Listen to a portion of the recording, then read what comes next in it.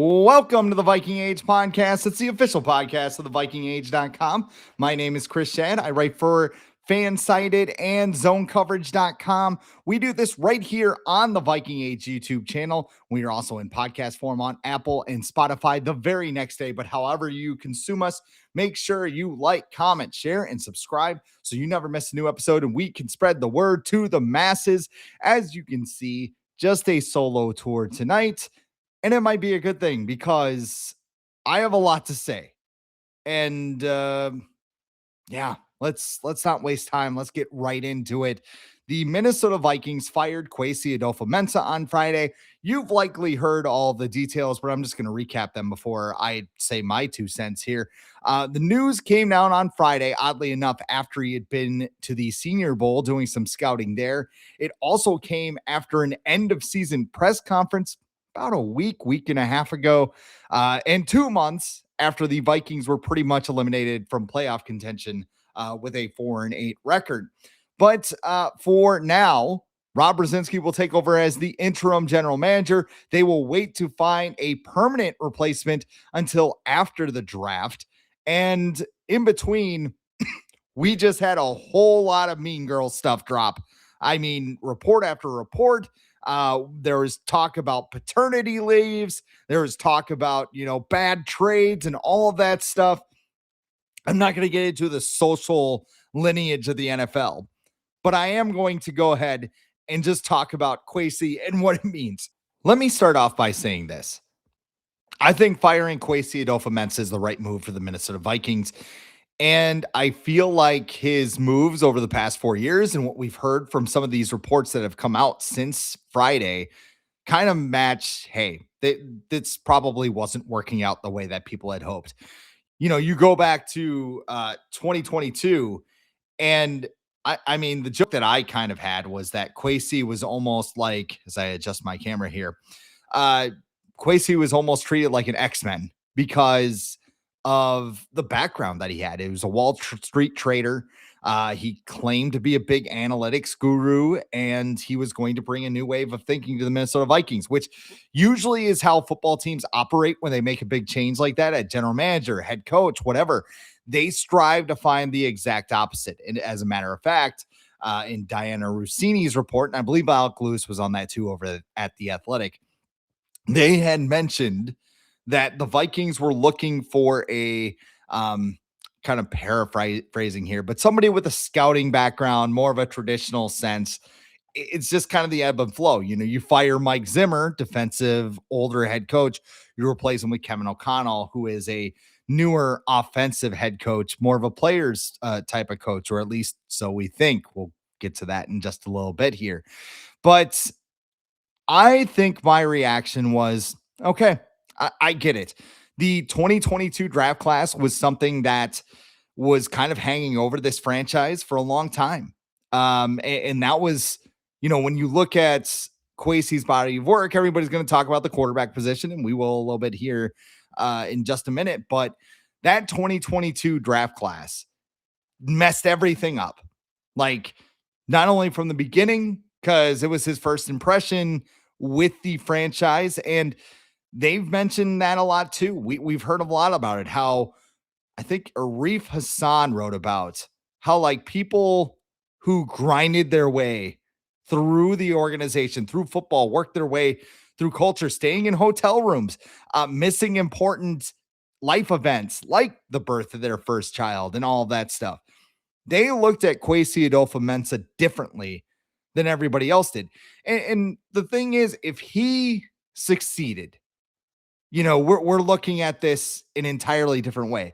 Arif also put in his article a tweet from Lindsay Rhodes, who used to be at NFL Network. I'm not quite sure where she is now.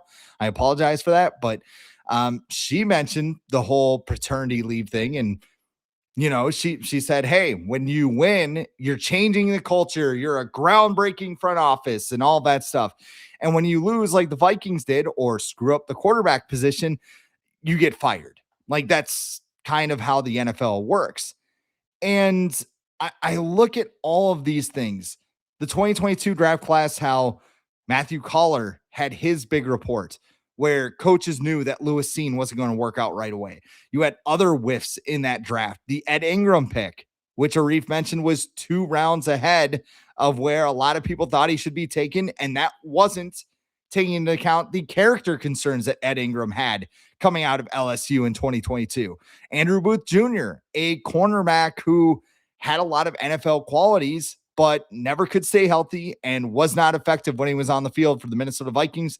And I don't think he's been on the field for the Cowboys that much either. Maybe I'm wrong there, but just an all-around awful draft. And when that happens and you have a guy who's trying to push something new, and coaches are going to look at that and go like, does this guy know what he's doing? And that was kind of the theme of Kwesi Adofo-Mensah's tenure. You never knew what he was doing, whether it was the competitive rebuild thing, whether it was, going into free agency, trading up or down the board, which he was horrifically bad at. Another thing from Arif's report, and I'll try and sprinkle all these things in because they're very kind of scattershot throughout 6 or 7 different reports, which came out in the last 72 hours as I record this late on a Monday night. But the trades that Kwesi made during the draft exceeded the value of the number 1 pick in a draft, according to draft charts, like several of them. Like I think wide left have one. You have your Jimmy Johnson draft chart. You have, your Rich Hill, I believe, is one. All of those analytics things, the Vikings never cashed in on those, and they always just made baffling moves. And part of it was they targeted guys more than they did value. And when you look at that, that's not an analytics thing. Like, you don't draft a guard in the first round. Like that's kind of one of the things the Vikings were trying to get rid of at the end of the Rick Spielman era. And I know Donovan Jackson, pretty good rookie season, especially when you considered he was battling a wrist injury throughout. But, taking Donovan Jackson where they did, trading down 20 spots and not getting a first-round pick in return from the Detroit Lions and handing them Jameson Williams on a silver platter, by the way.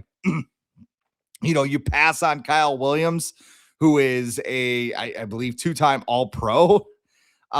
Those are all negative check marks. And then you had, most of his free agent signings were pretty good, but you also had the class of 2025 and the NFL in a lot of ways. Even when you sign an extension the previous summer, it's a lot of what have you done for me lately?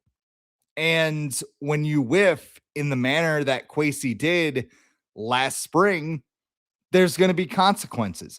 Sometimes it's just you're on the hot seat the next season. Other times you get fired. So the move itself in a vacuum, in my mind, is not a knee-jerk reaction. However, I feel like it was a knee-jerk move because of the timing. As I grab a drink of water here, my apologies. That's what sucks about doing a podcast by yourself sometimes. It's, I should just leave that open. Sometimes your throat goes rogue and you have to just grab a sip every now and then, but we'll work our way through it here. My thing is the timing of everything. And when the news came out, when everybody started talking before all the, deep reports came out, it was a matter of, what happened? Because everybody kept saying something happened between the end of the season and when he got fired on Friday. And more people narrowed it down to something really escalated in the past week. I think you can connect the dots there because there was one very big thing that happened last week. And maybe it's a little bit over a week now. But Sam Darnold going to the Super Bowl with the Seattle Seahawks. And it's hard for me not to think that the Wilfs, who must remain super competitive at all times, even if that means a 9-8 season where you're lost. Hey, we still had a winning season. And we beat the Packers in week 18. I know the Packers are resting everybody, but we still beat the Packers and we're better than the Packers. And we don't do the Jordan Love plan, all that crap. It's hard for me to not think that the Wilfs didn't see Sam Darnold up on that stage, lifting the NFC Championship trophy, being very humble with the reporters, not calling the Vikings out, just looking at that and thinking about what they have at quarterback. By the way, the other quarterback is Drake May in the Super Bowl, who the Vikings tried to trade up for. So that has something to do with it as well. But when you look at a quarterback like Sam Darnold, and then you turn around and you look at JJ McCarthy, who has his alter ego, which for better or worse. See, here's my thing with 9. I've always kind of been confused why it was a wildfire thing. I think just a lot of people didn't like him at Michigan. And when you suck, people are going to make fun of you, especially online where everything's a joke and we have to make fun of everything and everything's a meme. Um, I think he was just giving a good answer to Dane Mizutani of the Pioneer Press, and it became this whole thing. And, now we have Puxatani Phil in the 9 meme. We have Kwesi Adofo-Mensah in the 9 meme. I mean, did your wife sleep with the mailman? Go ahead and 9 him. I mean, that's kind of where we're at right now. So to see Sam Darnold there and realize what you have, which is an unfinished product that you still don't know what you're going to get out of him in 5 years. He could be out of the league. He could turn it around next year. And we're sitting here going like, wow, what a turnaround by JJ McCarthy. To see that, maybe the Wilfs did say, what the hell happened? Who is responsible for this? And why are we out of this? And the one thing that has come kind of to light is Kevin O'Connell being the angel of the situation. Like I talked to a friend of mine and we've talked about this ad nauseum, and he wanted Kwesi fired. And I understand that. Like, I have no issue with Kwesi Adofo-Mensah being fired, but he also criticizes me because I say, hey, Kevin O'Connell made mistakes too this year. Like, this isn't a pure Kwesi messed everything up and it's entirely his fault kind of thing. And I'm not a real fan and all that stuff. And why do you criticize every coach? You criticize Mike Zimmer, blah, blah, blah. Yeah, because that's kind of my job. Like, it's not like being mean. It's just, I want this to be a championship organization. I don't care about winning the last 5 games of the 2025 season so you can go 9-8 and save your job and build that equity, because that's really what happened here. Kevin O'Connell built more equity over a long frame of time than Kwesi Adofo-Mensah did, because he won 13 games with Mike Zimmer's team in 2022. 2023, he had the team in a good position. Actually, he didn't, because they started out 1-4, but they were making progress. And then Kirk Cousins tore his Achilles and everything kind of fell apart from there. And in 2024, he brings Sam Darnold in, turns him into an elite quarterback, and the Vikings win 14 games until, the last 2 weeks happened and broke everybody's brain, as Matthew Collar put it. And then last year happened, the 4-8 start, but then you could kind of look and be like, well, he won his last 5 games. I don't know. Even though, like, to me, the response I got from my friend was 9-8. And I'm like, technically they were 4-8 because the last 5 games didn't matter. And I know I've come on here being like, these are very important games for JJ McCarthy. Just show me something positive. Different situation. When it comes to the scope of the team, Kevin O'Connell needed to make the playoffs and win a playoff game coming into the year. I don't think he should be fired yet, but some of the reporting has just made him out to be completely absolved from the quarterback discussion, completely absolved from roster decisions. Like, he had no actual input. And I mean, it sounded like his relationship with Kwesi Adofo-Mensah completely went belly up, to the point where even Brian Flores hated him, according to Kevin Seifert of ESPN. Like, it was a wildfire of epic proportions. And what blows my mind is the Wilfs let this happen again. Because remember, Mike Zimmer and Rick Spielman did not talk to each other in the final year of their partnership in 2021. Fast forward to 2025, GM and head coach are still kind of butting heads. The defensive coordinator is letting his contract run out to see if he can get him, thrown out of the building. That's another thing that could have, triggered it. Brian Flores as a free agent. I mean, the Vikings were desperate enough to give him $6 million to come back.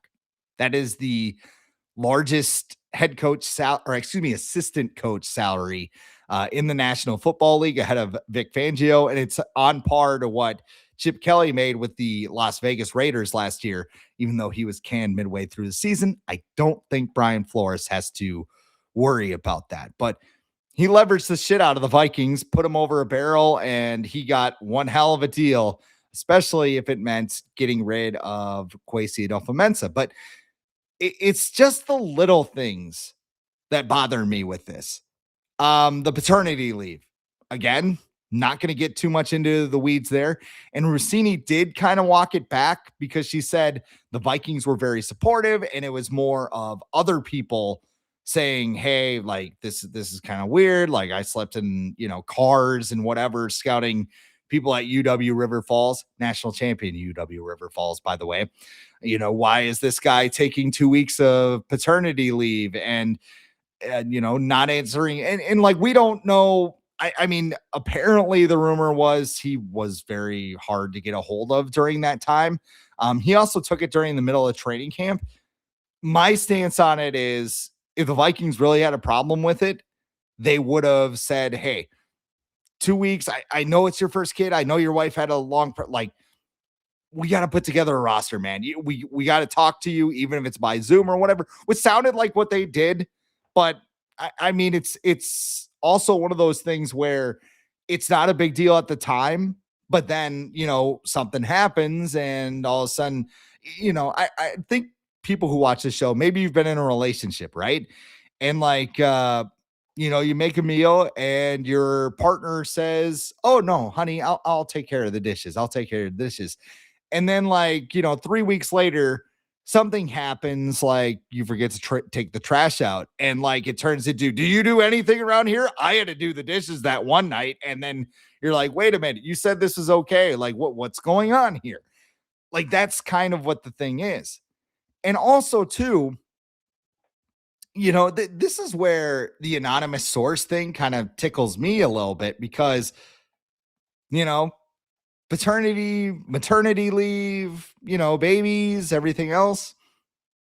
I think there's a head coach that kind of mentioned a quarterback skipping a practice or missing a practice due to the birth of his first son, which is one practice, by the way. But apparently it just threw a ripple effect into his entire season, to the point where he's mentioned it 7, 8, 9 times repeatedly throughout the course of the season. And also that same, I don't know if it was the same source or whatever, but somebody had mentioned that, hey, they didn't know who was making the decisions in the building, which is something that I've kind of guessed that, we were talking about who should be fired, who should be responsible for this. And I said, I don't really know, because I don't know who's making the decisions. Well, people inside the building didn't know either.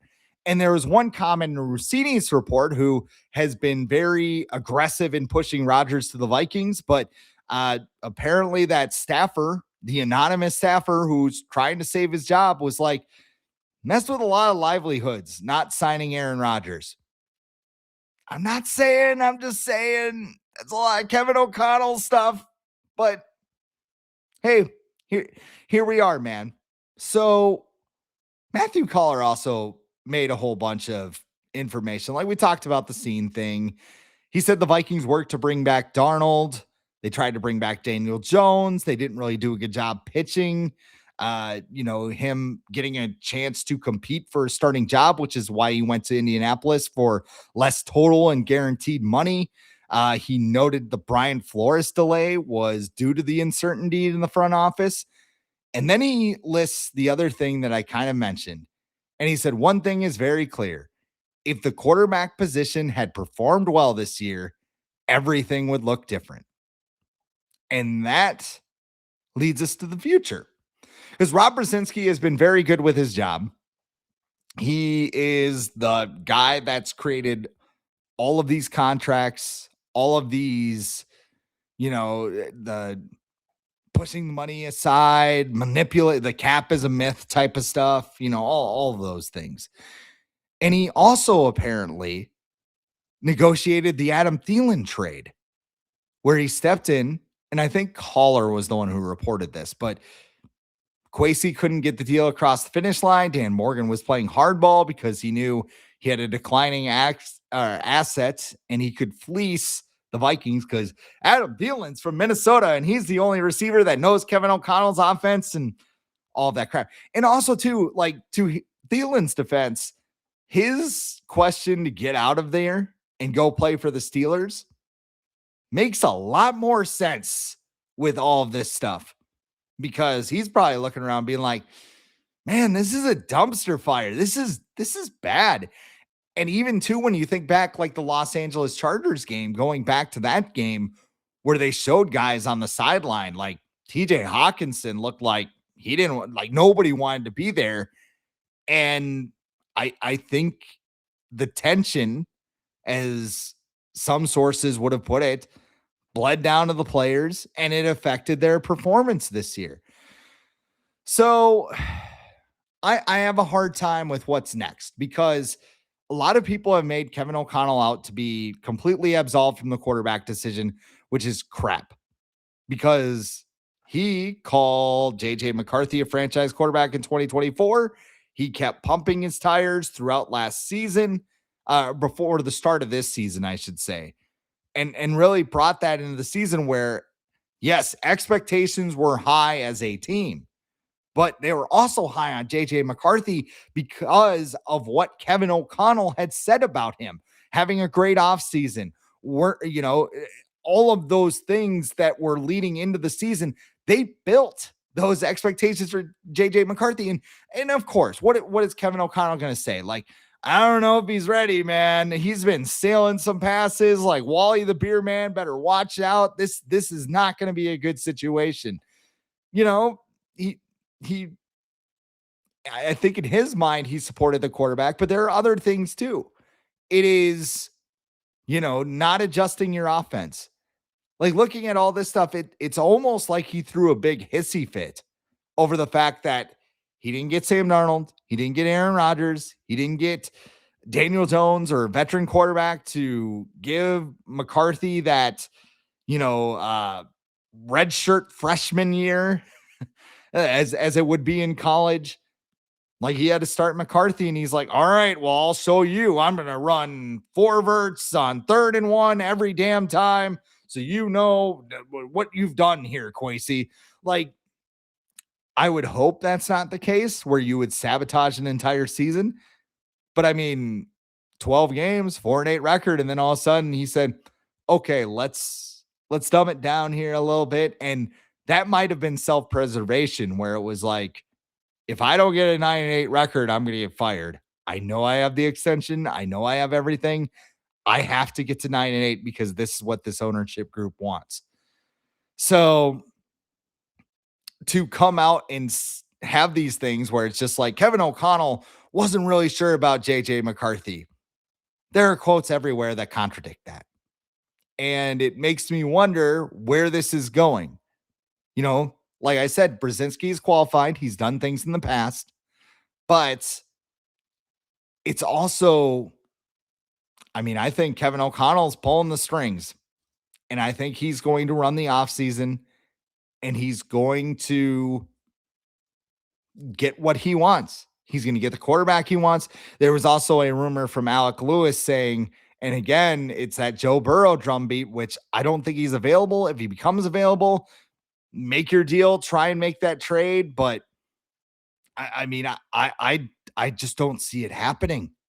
And, if it doesn't happen with Burrow, are they going to overpay another quarterback? Are they going to trade too much for Kyler Murray or make another deal? Because what this reminds me of is the Houston Texans situation in the 2010s when Bill O'Brien was the head coach. He clashed with Rick Smith. I believe he clashed with another general manager down in Houston as well. But eventually he wound up being the general manager. And those trades were bad.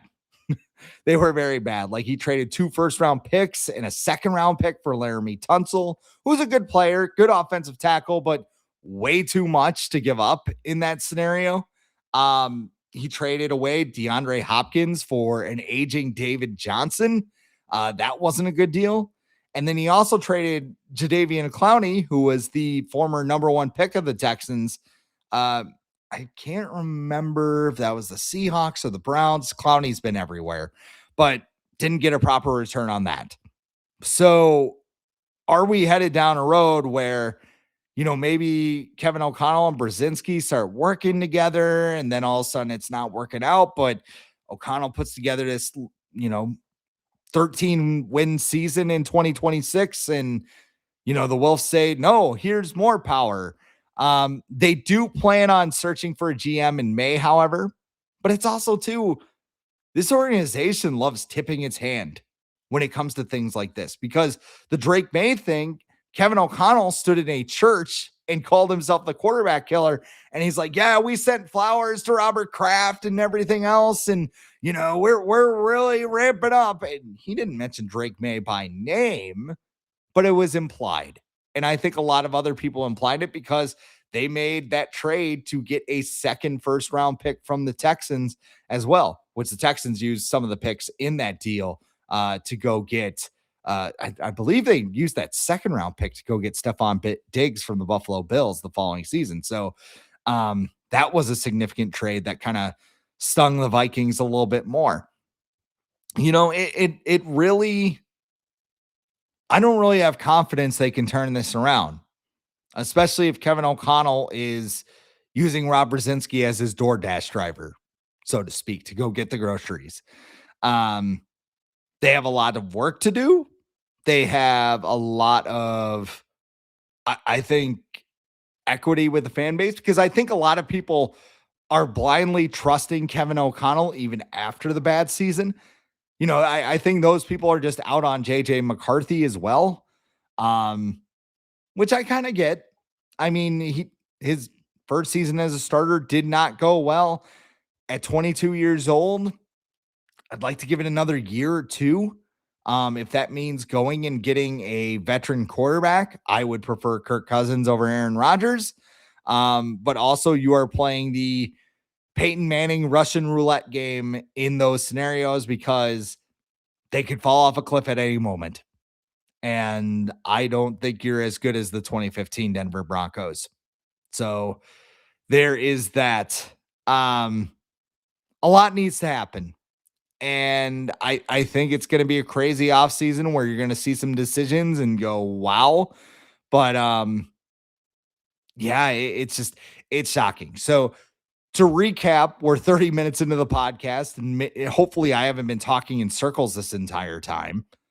But I do think firing Kwesi is the right move. I question the timing, and I question Kevin O'Connell getting the all-in bet from the Wolves. Like, all right, you and Rob can fix this.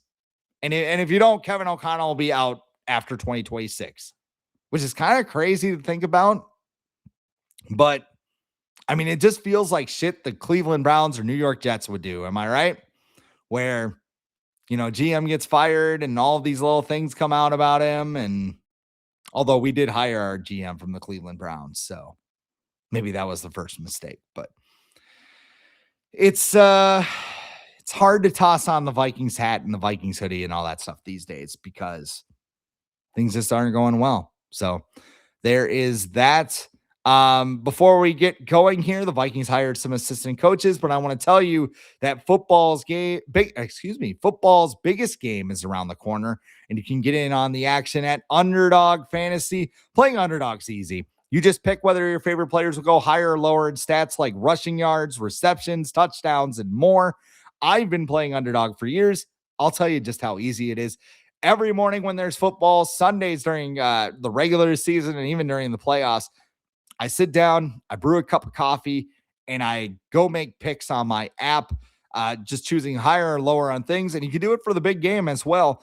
Maybe you're sad about Sam Darnold leaving and you wish the Vikings would have traded up for Drake May. Well, you could cheer for him anyway, because Darnold currently has 230.5 passing yards, Drake May has 222 and a half passing yards. If you go higher on both of those, and both of those picks are correct, you can win some money. Just like that. It's super easy. Download the app today. Sign up with the promo code The Age, which is all one word. You see it at the bottom of the screen here on the YouTube audience. And you get $75 in bonus entries when you play your first $5. That's promo code The Age. Underdog, make picks, win money. You must be 18 plus, 19 plus in Alabama and Nebraska, 19 plus in Colorado for some games, 21 plus in Arizona, Massachusetts, and Virginia, and present in a state where Underdog Fantasy operates. Terms apply. See assets.underdogfantasy.com/web/play and get terms _DFS_.html for details. Offer is not valid in Maryland, Michigan, New Jersey, New York, Ohio, and Pennsylvania. If you are concerned with your play, call 1-800-GAMBLER or visit www.ncpgambling.org. And in New York, call the 24/7 Hope line at 1-877-HOPE-NY, or you can text HOPE-NY to 467-369. All right. So now that we have that out of the way, let's talk about the assistant coaches that the Vikings hired. Keith Carter is the new offensive line coach. He was an assistant offensive line coach in 2025, previously with the Tennessee Titans, the Mike Vrabel era, and the New York Jets. There's another Aaron Rodgers connection for you. A lot of those things are good until you dig a little bit deeper. He has been heavily criticized for his coaching style. Taylor Lewan, former Pro Bowler for the Titans, said he is disrespectful and is a dictatorship type. Patrick DeMarco called him nobody's favorite coach, former fullback for the Falcons, and I believe a former Viking, if I'm not mistaken, but I could be wrong there. Breece Hall and Mekhi Becton trolled him online when things weren't going so well with the Jets in 2024. And Ben Jones, I believe another former Viking, said he had impossible standards to live up to. So none of that sounds great, but it ties into the Vikings' choice for an assistant head coach. And that man is Frank Smith, who is the former offensive coordinator with the Miami Dolphins, voted the number one offensive coordinator in the NFL, according to last year's NFLPA Players Survey. Little interesting because Mike McDaniel calls the plays in Miami, but I don't think players are looking at schemes or whatever. It sounds like he's great with players, very plugged into engineering the run game. Devin Achane has been one of the league's most explosive backs, and he's good with player development. So he's a former offensive line coach in its own right. Maybe you have a good cop, bad cop thing going on right now. I guess we can break this into two parts.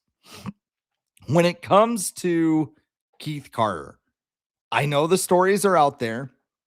I know there are some players that, have been critical of his style, but maybe it is time to get an asshole in the Vikings offensive line room, because I don't want to call them soft, but I just feel like this team lacks an edge, especially when it comes to working in the trenches.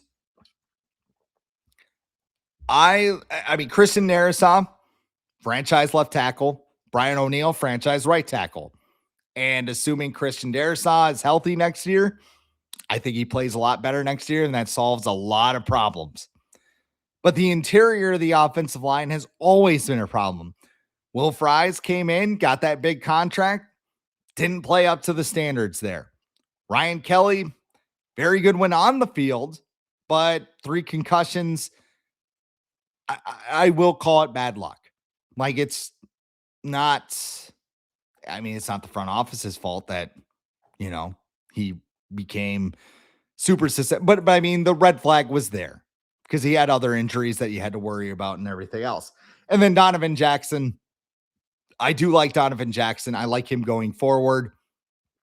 Hopefully he builds on year 2. And like I said, he was battling through that wrist injury. But I think somebody, and not to say Chris Cooper, the former offensive line coach, wasn't demanding, but I feel like there just needs to be some snarl and snot to this group that hasn't been there in a while. The Vikings tried to get that with Ryan Kelly. He wasn't on the field long enough to do that. So that's something that just did not work in their favor. And then you look at a guy like Frank Smith. And I think that's why this is kind of important, because getting two different guys in there who maybe, maybe there's that buzzword. Maybe there is some collaboration between the two. Like, hey, if Keith Carter's being a jackass, maybe Frank Smith can come in and be like, hey, man, chill out. Everything's good. We got this here. What's going on? I think you do have that yin and yang there. And his ability to maximize the run game, which is what I think Kevin O'Connell wants done. Like, we talk about Kevin O'Connell being like, he hates running the ball and all that stuff. And some of that might be true. He probably wants to get more big plays downfield. But I think, too, in that attack where you do want to throw downfield more, you have to get more out of your running game. And the Vikings were very efficient on the ground last year. Maybe they want to turn that up a notch. Maybe they want to get a couple extra yards. Maybe they want to get somebody more explosive in the backfield. This is just my hunch. I have no intel on this. I wouldn't be surprised if Jordan Mason is not on the team next year, because I feel like the reason he did not play over Aaron Jones is he went into that weird Ty Chandler doghouse. And if he gets cut, are we looking at, a Breece Hall coming in? Although he's got problems with Keith Carter, so maybe that wouldn't work. But Kenneth Murray is available. Travis Etienne is available. And I can hear Adam somewhere right now going like, they would never do that. Kevin O'Connell hates running the ball. They'll just draft somebody in the 7th round. Maybe. But if you're in win now mode right now and you want to maximize those carries, getting a guy who could produce explosive runs like Kenneth Walker or Travis Etienne, or maybe even Breece Hall, maybe some of those things were overblown in his departure with the Jets. Maybe not, but this is what speculation is for. Getting a guy like Frank Smith who has done it before and can engineer maybe a blocking scheme that can open things up a little bit more might be a good thing. So I like the Smith hire. The Carter hire makes me a little nervous, but I don't know. I'm sitting here trying to make sense out of things, because I think there is rationale for most decisions. Now, altering the offensive playbook, maybe that rationale was a little petty, but I think that there are a lot of things that the Vikings can improve upon in the trenches. And I don't know, maybe this does it. Maybe this doesn't. Maybe it doesn't. We'll just have to see it play out. I mean, for me, there's no sense in getting on here and screaming about those things when hasn't happened yet. So we'll see how that goes. Other hires by the Vikings: Gerald Alexander is the new defensive backs coach. I believe he worked with Brian Flores in Pittsburgh and Miami in the past. Maybe it was more New England, but he knows him. He's replacing Durante Jones. Oh, no. Guy left for Cal. I do not know his name, but he will be your new defensive backs coach. And then also too, Ryan Nielsen is the new defensive line coach, replacing Durante Jones. He will also be the defensive run game coordinator. So not a whole lot to say about those guys. I believe Ryan Nielsen was the defensive coordinator in Jacksonville for Doug Peterson 2 years ago. You better bring in high-level staff members, because you got to win next year. So I don't know. Those are your four. Of course, Brian Flores is coming back. He signed the new deal to be the defensive coordinator again. It's just very hard for me to get very excited about things right now, because the Vikings are in a bit of a rut, and maybe they'll figure it out here by the time we hit the 2026 season. Last thing I wanted to hit before we get out of here: Super Bowl is on Sunday. Sam Darnold's going to win. That's my analysis for it. Drake May is banged up. The Patriots schedule is a bunch of fired coaches. The Jets, Bengals in the NFC South. I will say this. I don't care if Sam Darnold wins the Super Bowl. And if he does, great for him. He 100% deserves it. Um, he was fun to cheer. I think a lot of Vikings fans still like Sam Darnold. And even if JJ McCarthy was playing well, they'd probably be happy and be like, all right, JJ took us to the, divisional championship and Darnold's in the Super Bowl. Like we'll be fine. It's the uncertainty, I think, drives Vikings fans a little bit mad. And maybe there's a select group watching the game on Sunday that hopes Sam Darnold fails. I get it. I do. It just, I look at this way.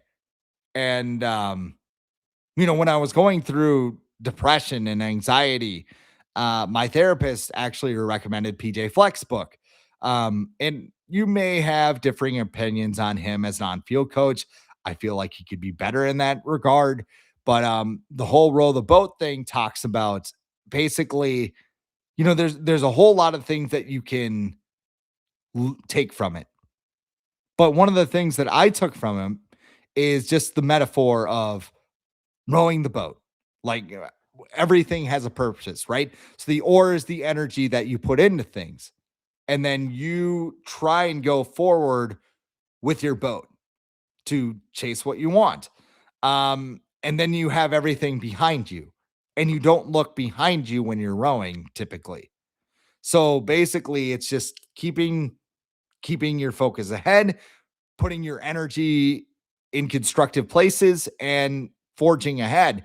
And for me with the Vikings, like lamenting over Sam Darnold leaving is just it's not constructive for me.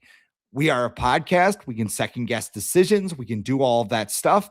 But when it comes to Darnold, hey man, I'm happy for his success. Like it sucks for the Vikings, but what can you do? What I want the Vikings to do is fix their own house. Because like I've said before, it's kind of like, the throwing stones in a glass house analogy where, we sit here and we, lament Sam Darnold leaving and we, laugh at the Packers when they fall on their face. And I love a good laugh at the Packers. Don't get me wrong. But the Vikings house is like, the foundation is rotting and it's like hoarders and there's like pizza boxes and empty vodka bottles everywhere. Like, put energy in that. Put energy in fixing this because the Vikings are broken right now, in my opinion. I know there are some people who are out there being like, they're finished 9-8. I would not be shocked if this team only won 6 games, even if they do go and get Aaron Rodgers or Kirk Cousins or Kyler Murray, because there's a lot of problems on this team that kind of just, law of averaged itself in 2025 compared to 2024. So I don't know. Score prediction. Darnold will throw for 400 yards and 5 touchdowns. So 35-13. Go with that. I don't know. I'm just setting myself up for the worst. And if the Patriots come back and win, okay, cool. But I don't know. For me, putting energy into this Sam Darnold thing just is not worth my time because I want the Vikings to fix themselves first. So maybe that makes me an idiot. Maybe that makes me whatever. You can have your own opinions, but I just wanted to share that because that's kind of my take on the whole Sam Darnold thing, where it's just like it happened. Let's try and learn from it and move on. So that is it. One other final Viking note I should mention, ex-Viking note. Everything has gone wrong, but we can talk about Roman Reigns, former Viking himself, the 2026 Royal Rumble winner. And I also know there are some people out there who are like keeping their little notebooks, like, I didn't like this and I didn't like that and I didn't like that. With everything going on in the world, for 4 hours, I did not have my mind on a bunch of crap. Actually, the entire weekend, because I just enjoyed some wrestling. And I think sometimes maybe it's because I'm turning 40 later this year or whatever. I just kind of say, okay, well, it could have been better. Sure. It could have been better. But, you know, if it bothers you that bad, go outside, touch some grass. I guess it would be snow at this point. Read a book, go upstairs and say hi to your mom, something like that. That's my Royal Rumble review, and it's probably a lot better when I have somebody like Adam around here to kick it back off of. But we will get his thoughts on the Kwesi firing, Kevin O'Connell, and all of that stuff when we got him on the next episode of the Viking podcast. Before I go, I have to get my shout outs in. You can check out my work at zonecoverage.com. I write Viking stuff over there. I'm starting to ramp up the Twins coverage, even though no everybody hates them now. I also do Minnesota Wild coverage for Hockey Wilderness, which is part of the Zone coverage. I don't know if it's called the network or umbrella or whatever, but it's its own different website. I've been writing for them for a couple of years, and they're a fun team to watch right now. I was actually watching them before I recorded this, and they won in overtime. So that was pretty good. The Vikings are in trouble. If you want to catch up on what the Packers and all those Lions and Bears are doing, we got the FanSided RBN network. I write over there. We got Dairyland Express for your Packer coverage. We got DeWindy City for the Bears coverage, and Detroit Jock City for the Detroit Lions coverage. And of course, we have the VikingAge.com for all of your news. We got the aftermath of the Kwesi Adofo-Mensah firing. Probably got some Sam Darnold stuff in there too as the week unfolds. So you check it out. We got a lot of talented writers over there. Adam writes over there, of course. Brad Behrman, and I believe, I'm missing the name. Just go check it out. There's a lot of talented writers over there. You're going to have to trust me on that one. But of course, I mentioned that because this is the Viking Age podcast, the official podcast of the VikingAge.com. We do this right here on the Viking Age YouTube channel, and we're in podcast form on Apple and Spotify the very next day. But however you consume us, make sure you like, comment, share, and subscribe so you never miss a new episode, and we can spread the word to the masses. I am Chris Schad. You can follow me on social media at The Real Chris Schad. And as usual, 4 letters, 1 word, Skol.